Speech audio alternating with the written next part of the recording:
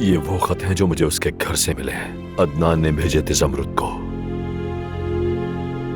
मैं जानती थी, पता था मुझे।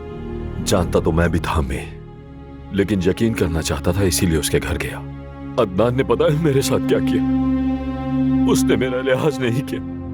आज ऑफिस में उसने सबके सामने इतनी हकारत से मुझे धक्का दिया। बस करो। अगर लोग बीच में ना आते तो वो मार देता मुझे। क्या मंसूबा है उसका? मेरा अख्तियार छीनना और रिटायर करना। वो मुझे सिर्फ घर बिठाना चाहता है। और किस लिए? उस सस्ती सी गांव की लड़की के लिए। वो बच्चा जिसे मैंने बेटों की तरह पाल कर बड़ा किया, उसी बच्चे से आज मुझे डर लग रहा है। अम्मी, अम्मी, मेरे दिल में अजीब अजीब ख्यालात आ रहे हैं। किस बारे में? कुछ बताओ भी। कहना जरा मुश्किल है अम्मी। आदिल ने जब ज़मरुद से शादी की थी, कहीं अदनान ने तो आदिल को नहीं मरवाया?